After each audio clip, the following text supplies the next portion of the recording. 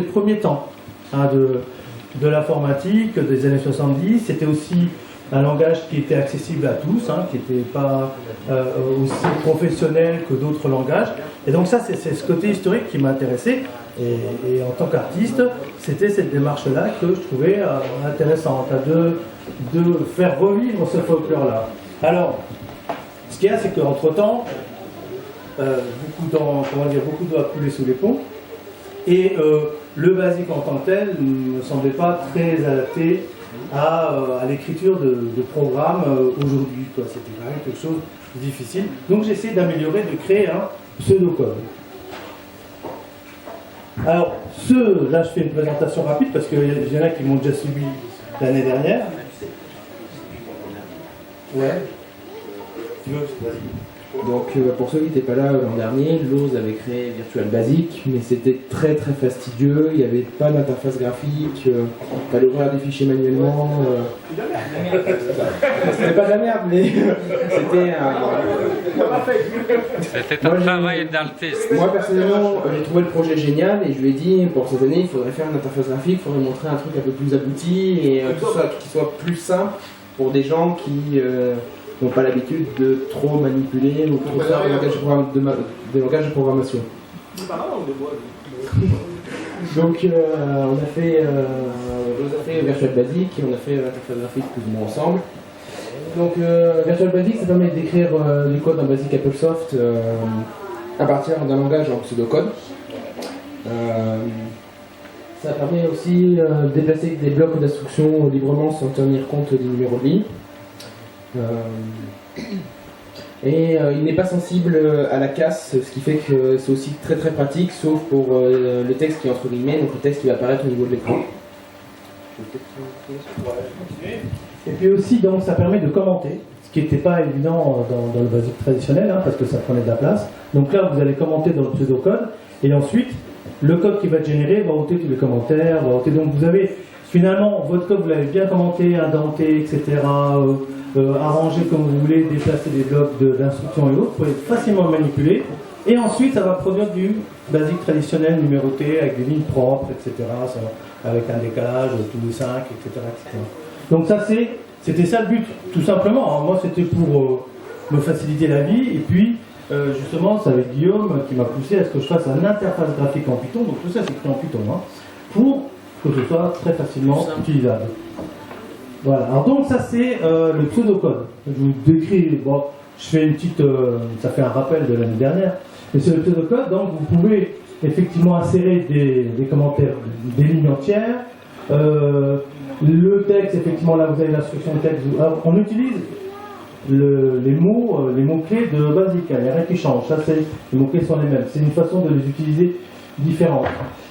Ensuite, on a les rem hein, quand même. Donc après, vous voyez la variable. De toute façon, on sait que les variables en basique, c'est que les deux premières lettres qui sont prises en compte. Donc vous pouvez écrire une variable longue. De toute façon, c'est les deux premiers caractères.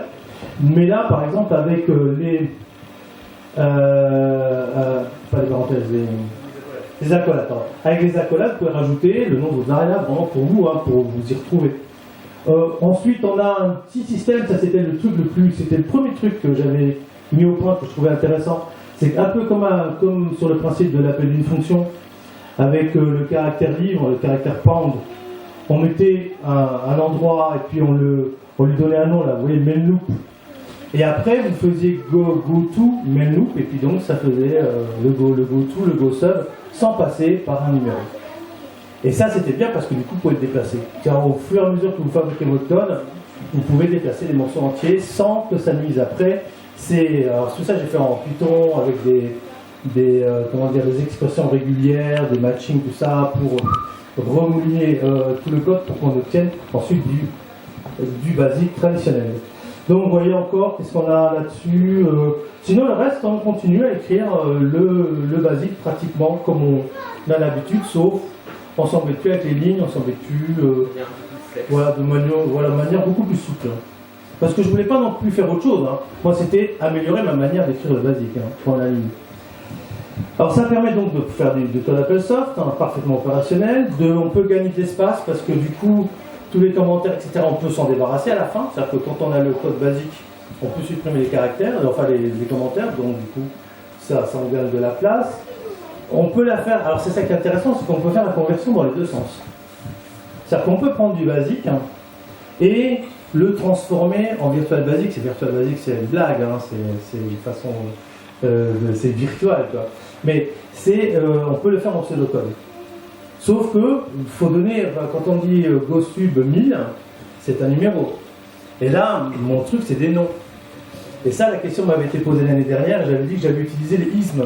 C'est-à-dire, j'ai tous les surréalismes, athéisme, etc., etc. Tous ces mots-là, ça servait à faire la conversion. Non, pas compris. Catéchisme. Pas compris. Pas compris. Bah, tu verras quand on fera la... Tu verras l'année dernière. La truc. La démonstration. Alors, Virtual Basic, l'interface graphique, il y a deux côtés. Il y a deux fenêtres. Sur la fenêtre à gauche, le pseudocode, et sur la fenêtre de droite, vous avez votre basique final. Alors, juste une précision, tu veux dire peut-être ça ?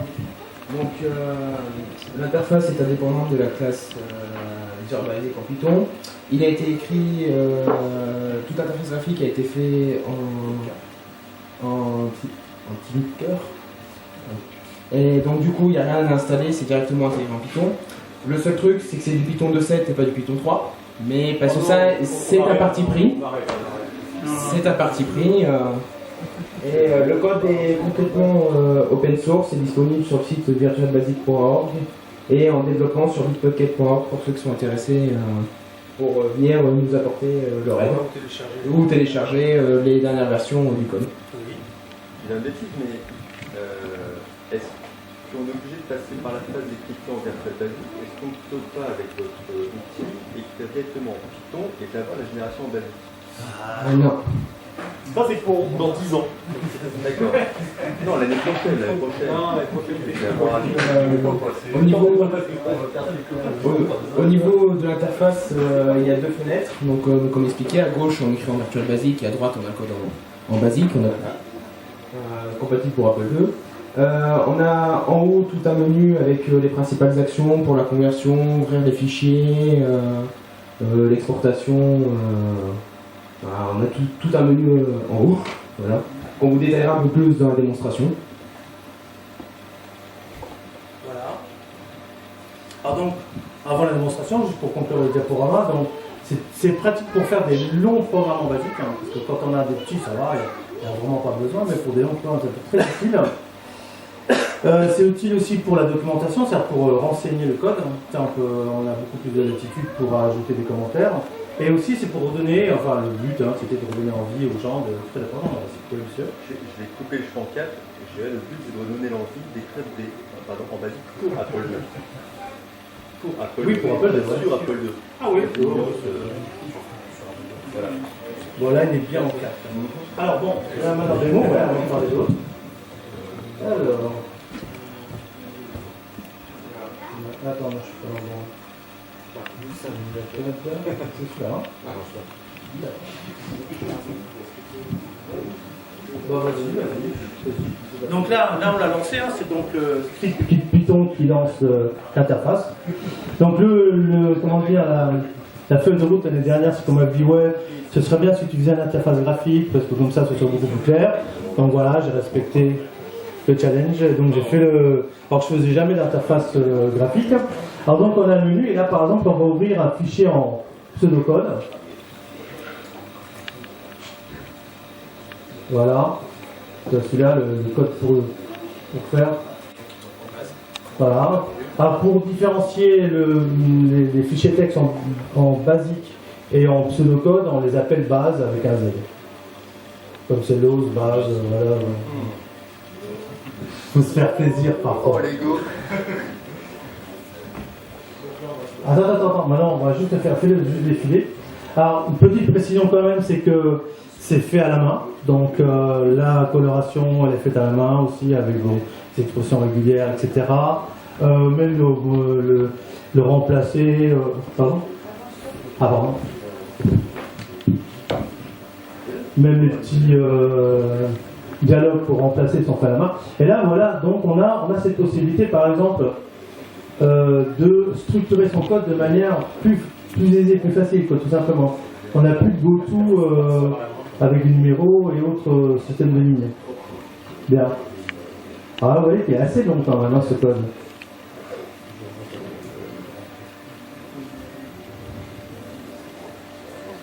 Voilà. Et donc maintenant, bah, vas-y, tu peux le convertir. Alors ce qui est bien quand on fait quand on écrit ces bouts de code soi-même, c'est qu'on veut les adapter à ses envies, à ses besoins. Alors là, ça peut générer, par exemple, avec la première méthode de conversion, ça génère un code très classique. Voilà. Je peux aussi utiliser une autre méthode de conversion, parce qu'il y a light, etc. Voilà, compacter par exemple, c'est pas de la compression, hein, mais ça va enlever tous les espaces, etc. Vas-y. Donc on gagne un petit peu quelques bytes une fois qu'il est chargé. Ça c'est bien, on bat tous les. On met le point d'interrogation, etc. Voilà, on met des prints. Et ça, vas-y, fais le copier-coller. Voilà, on copie ça. Tac.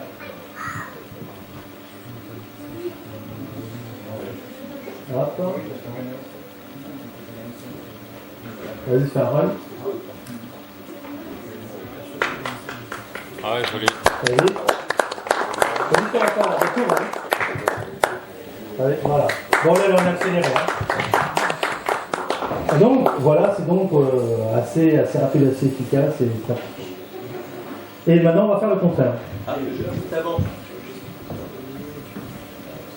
Ouais, si tu veux, tu peux continuer. Alors, je te laisse décrire un peu les musiques. L'osium, oui, avant cette histoire de isme. Donc, Ouais. passer d'un numéro de à. Alors, ouais, je vais te à la belle. l'expliquer. Alors, malheureusement, tu me prends un peu à dépourvu parce que j'ai pas un code basique pourri qu'on pourrait me convertir. Là, si je le convertis, il va retrouver les noms parce que je l'ai mis dans les commentaires. D'accord. Mais, par exemple, si tu as un programme où tu as des GoZub, des GoTo, Ouais. et qui sont donc qui pointent vers des numéros. Comme au lieu d'utiliser des numéros, j'utilise des noms, des mots, quoi. Donc il fallait que j'ai une banque de mots passe-partout pour remplacer les numéros. Est-ce que je peux te suggérer une solution qui sert beaucoup moins de l'amour, mais autrement plus simple? C'est juste d'ajouter de préfixer avec ton fameux livre le numéro qui devient à ce moment-là une chaîne de caractères. Ouais, j'ai essayé cette technique, mais je la trouvais pas assez glamour. Oui, Mais j'ai utilisé cette technique, mais en fait, comme le pseudocode, il n'y a plus du tout de référence au numéro, Oui. tu vois, donc je ne voyais pas trop l'intérêt. Mais bon, ça peut être intéressant en effet, c'est une remarque. Non, c'est une remarque. Bon, je pourrais peut-être faire une version pour faire les deux. justement, donner le choix. Voilà, donner le choix. Ouais, non, tu as raison. Peut-être dans le fichier de config, si vraiment tu préfères avoir quand même un rappel du numéro parce que ça peut te servir à retrouver quelque chose sur le code, Exactement. tu peux le faire. Ou alors après le nom par exemple, ou des choses comme ça. Ouais, c'est tout à fait non. Le problème, c'est si on déplace un bloc. Comment? Le problème, c'est si on déplace le bloc du code. Non, il a raison, c'est-à-dire que si maintenant tu as un code avec des GoZub 1000, des GoZub 800, tout ça, et que tu le reconvertis en pseudocode pour avoir la facilité, tu as peut-être quand même envie de savoir dans l'ancien code où c'était, et pouvoir le retrouver plus facilement. Donc, ou alors là, je pourrais mettre un nom ou quelque chose, moi j'aurais pu faire des lettres au hasard, hein, tu vois, mais bon, ça veut rien dire. Quand tu dis athéisme, tu sais, bah oui, athéisme c'est plus bas, après ça oui, c'est plus haut. Donc ça c'est des noms qu'on reconnaît, donc ils sont mémotechniques. Surtout si Mais- tu l'affectes par ordre alphabétique. Oui, voilà, par ordre alphabétique. Mais par contre, c'est vrai qu'avoir peut-être le nom et à côté, en plus, un tiret avec le numéro pour faire un rappel, pour eux, non, ça c'est un truc que je peux ajouter. Une question, est-ce que tu peux régler le pas d'incrémentation Oui. du numéro de ligne? Dans la config, ouais, tu vas dans le code et puis tu changes. Histoire de gagner quelques bits aussi. Oui, tu peux faire 1, 2, 3, 4, 5, 6, toi, direct, hein, ouais. Tu passes moins vite à 3 chiffres. Ouais, Voilà, voilà. à 4 chiffres. Ouais. Et ça, par contre, j'ai une question pour si vous êtes des spécialistes là, de basique et tout, est-ce que ça joue vraiment? Oui, bien sûr. Tu gagnes un octet à chaque fois. Et oui. Stockage, uniquement. C'est-à-dire d'avoir des numéros de ligne de 3 caractères, tu gagnes vraiment par rapport à des numéros de ligne de 4. Sur stockage. Je ne savais pas. Mais non, mais regarde, dans le source, le source il est en bas. Oui. Et ben, il devrait avoir point de caractère. Ah ouais, peut-être. Ouais, Par exemple, on laisse des espaces. Non, mais je pensais que les numéros de ligne, quand ils étaient interprétés, ça n'avait rien à voir avec le texte du code. Ah oui, oui. Les numéros de ligne sont tokenisés sur 2 octets, point. Ah, donc, non, non, non. Que j'avais lu ça aussi, mais je.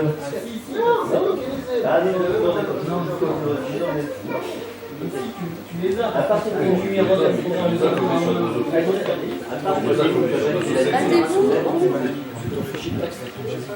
Donc, tu vois, ouais, il y a deux philosophies différentes, mais bon, ouais. Non, mais Mais c'est possible. Alors, tu sais, par exemple, au début, j'avais fait, pour le fun, hein, j'avais fait une numérotation 1, 2, 3, 4, 5, 6.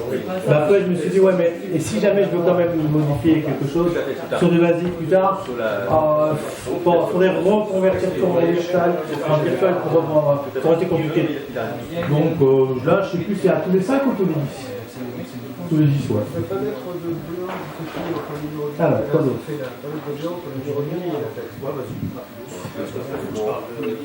Donc rapidement, je vais vous expliquer les menus. Donc il y a un menu File qui permet d'ouvrir.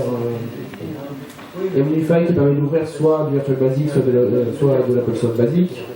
Le menu Edit Convert qui permet de faire toutes les conversions et par exemple aussi quand on veut rechercher une chaîne caractère spécifique dans le code, on peut le faire. Changer de directory, ça permet de changer son répertoire de travail. Le zoom, c'est pour ceux qui ont quelques problèmes de vue comme l'ose et ce qu'ils en ont besoin. Et select copy, ça permet de faire des sélections et des copies du code pour pouvoir l'exporter dans des émulateurs ou et ensuite pouvoir le mettre sur sa machine Apple II.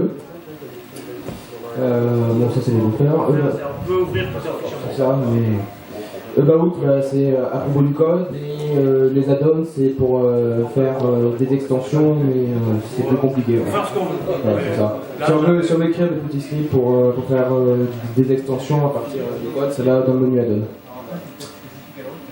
Non, ça c'est fini pour Virtual Basic, mais j'ai un petit bonus. si, j'ai quand même une dernière question sur Ouais, vas-y. Est-ce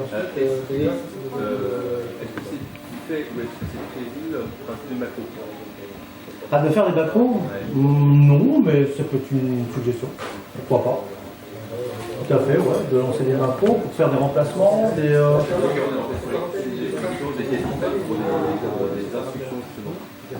Ah, ouais, ah oui, oui, peut-être, quoi. Disons, ouais, ouais. Quoi que là-dessus, t'as plein de. Tu peux faire du copier-coller. Hein. Ça, c'est un champ TK classique. Hein.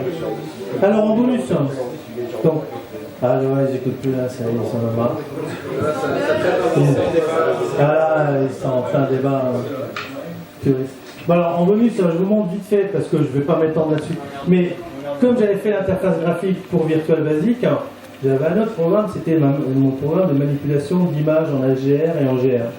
Et je me suis dit, ah bah tiens, je vais faire l'interface graphique pour ça aussi. Et donc ça a donné un autre programme qui s'appelle, il est ouvert, qui s'appelle Image Editor. Voilà. Et ça va intéresser surtout ceux qui font du graphisme. Donc, on a tous des utilitaires pour convertir une BMP en Apple Bean, en image HDR ou en image GR.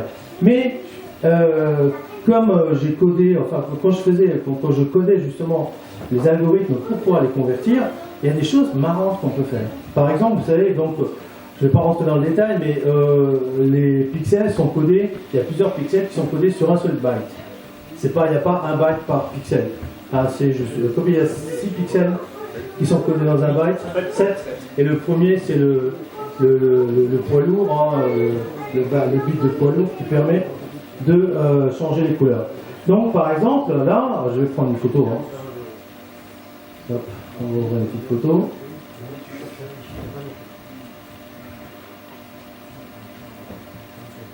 Donc je prends une photo en JPEG, ça envoie tout de suite, ok, ça roule, tac. Et donc ça me l'a converti en HDR, ici. Donc voilà.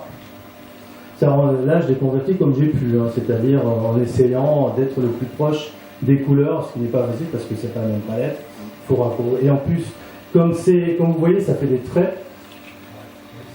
Et en fait, les traits correspondent à le byte qui fait les 7 pixels.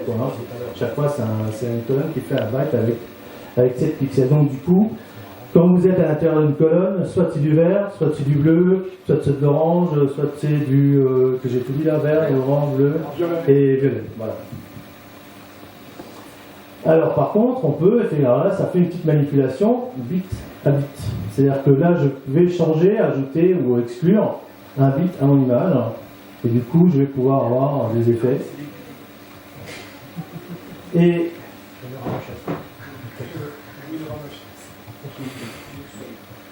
alors, je vous ai dit, moi j'ai une approche artistique. Hein. C'est-à-dire que dès que je peux faire des choses jolies, graphiques, belles, colorées, etc., ça m'intéresse.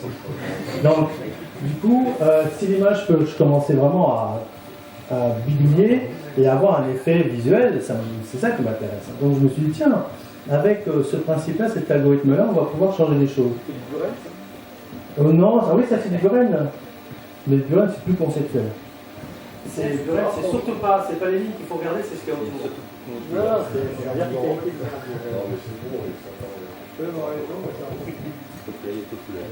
Voilà. Et après, on peut obtenir effectivement plein de variations.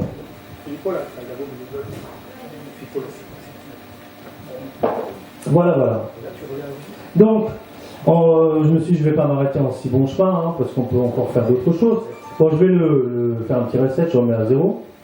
Voilà.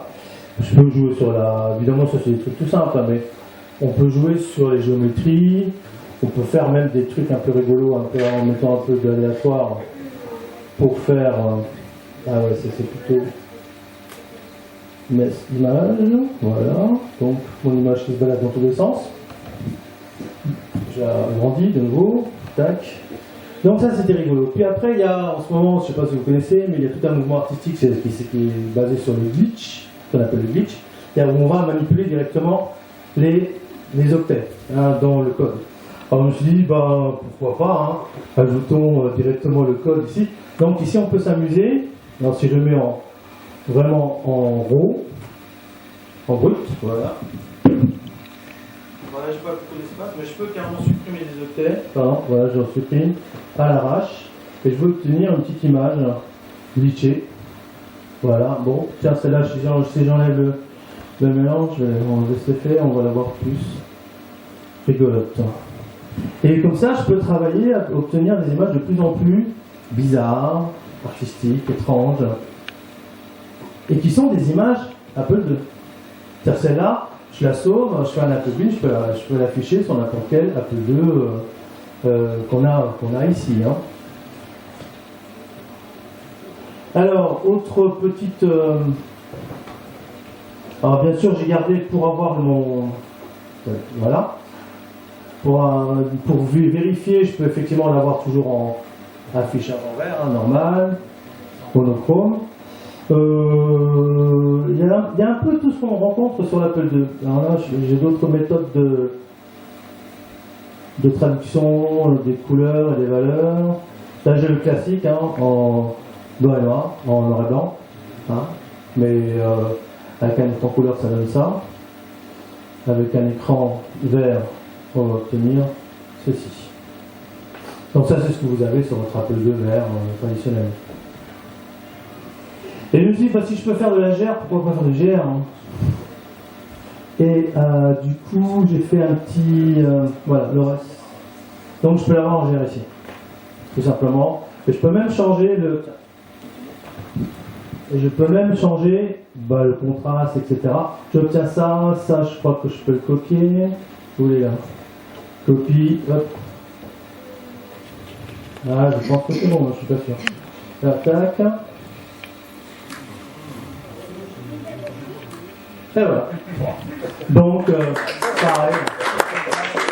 Donc, si vous avez une image, n'importe laquelle, en JPEG et que vous voulez l'avoir tout de suite à tester, changer un peu la lumière, etc., l'adapter, vous pouvez tout de suite l'avoir sur votre écran GR ou en AGR. Et après, je me suis dit, mais pourquoi je m'arrêterais là? Pourquoi on ne pourrait pas aller un petit peu plus loin encore? Et là, je me suis dit, mais ça peut être sympa, on peut faire de l'animation. Non, j'ai fait une petite interface animation, c'est-à-dire que toutes mes fonctions, en fait, je peux les animer, je peux faire des images par image. Alors, on va faire un truc simple. On va rajouter... Tiens, Voilà, puis ici, on va rajouter des lignes. Ok, et je vais lancer une animation. Voilà. Alors vous allez voir dans le petit écran. Tac, tac. Donc, voilà. Alors c'est aléatoire, il y a un mélange aléatoire, machin, tout truc. Et donc tous les trucs qu'on peut faire autrement, là on peut le faire en animation, et du coup ça va faire des films. Et c'est là que... Ah, attends, il faut que j'aille dans mon dossier.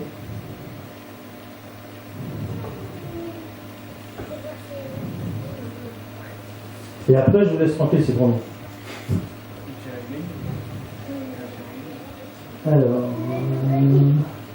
Alors ça c'est typiquement, alors le son ne va pas être terrible si je vais le mettre à côté.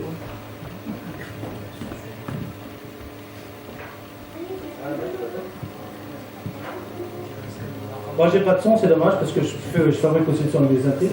Et donc ça c'est fait avec ce logiciel. C'est avec ça, les manips et autres. Vous avez reconnu Lara Croft, hein. Donc Lara Croft. Vous savez, comme je faisais, je pouvais bouger à droite, je pouvais monter, etc. Mélanger des images, faire des pointillés, machin, des colonnes, etc. Et donc, finalement, on arrive à faire des vidéos avec de la philosophie un peu plus. Voilà. Et ça, c'est...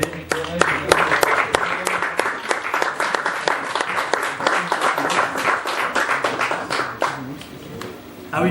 Ah bon, tout ça, oui, bah, Guillaume me le rappelle, mais comme c'est écrit en Python, 2,7 parce que j'aime bien les bons vieux trucs qui marchent, c'est donc on peut le télécharger. Pour l'interface pour les images, c'est un peu plus compliqué parce qu'il faut une librairie qui s'appelle Pile quoi, Python image librairie. Mais pour les exercices basiques, c'est le truc standard et donc ça marche sur Linux, sur PC, sur Mac, etc. Bah, Guillaume était mon testeur en chef sur un Macintosh. Bravo, messieurs. Alors, si vous avez des questions. J'en ai une, la vidéo qu'on vient de voir, c'est une vidéo qui enregistre ce qu'il y avait sur un écran Apple II alors. Ouais, c'est différents petits écrans mis ensemble, ça fait une vidéo.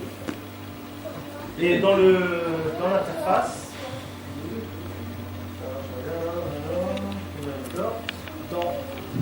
alors si on met la librairie FMPEG, on peut, là, si j'avais déjà, et là, tu vois, tu peux effectivement le convertir directement en vidéo, ou en GIF d'ailleurs. Bon, là, c'est un peu long, hein. Et puis pour prendre des images, c'est pas terrible, mais bon, ça fait des vidéos de quelques secondes, parce que ça fait 500 000 images, ça fait une image après l'autre, donc c'est super long, quoi.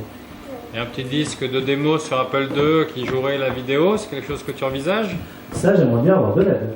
Est-ce que pour faire jouer de la vidéo sur l'Apple II? Oui. Il y a quelqu'un qui a écrit un logiciel pour voir des gifs animés avec l'Apple II. Ouais. Non, mais pas uniquement des gifs animés, parce que là, il génère des écrans Apple II, donc il suffit de les mettre dans la mémoire de l'Apple II et de les jouer les uns derrière les autres. Mais très rapidement, quoi. Oui, c'est ça. Si quelqu'un a l'astuce, ce serait génial.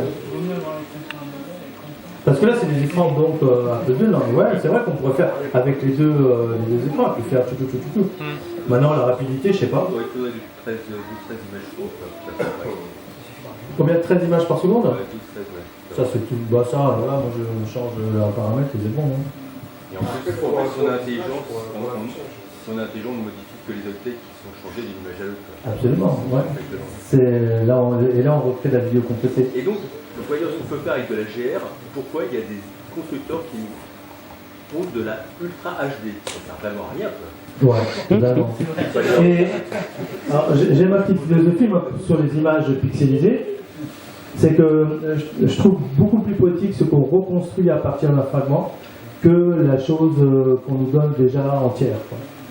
C'est un peu comme lire un livre et on ne voit pas les personnages, on n'a pas d'image, on n'a rien, pourtant on refabrique tout dans notre esprit, dans notre cœur, par rapport à ce qu'on ressent. Donc ça c'est toujours beaucoup plus intéressant, ouais, en effet. Et là je trouve que les images, l'ORS, pour moi, sont plus poétiques, parce que justement, il faut compléter, reconstruire, recréer l'image avec notre imagination. Donc ça c'est... Mais c'est vrai que faire de la vidéo, ça ce serait top. Hein. Si je trouvais quelqu'un justement avec qui on pourrait faire des vidéos artistiques qui tourneraient sur des Apple II, alors là... Après, on appelle Pompidou et hop. On vire marqueur et Voilà, Rose à la c'est place. bien, hein. Et puis on dit Marquer, il aurait aimé le faire. Voilà. Sinon on dit que c'est une vidéo que Marquer a fait. Puis après on dit que non, c'est. Voilà. Bon, bah. Merci hein, pour votre attention. Bravo.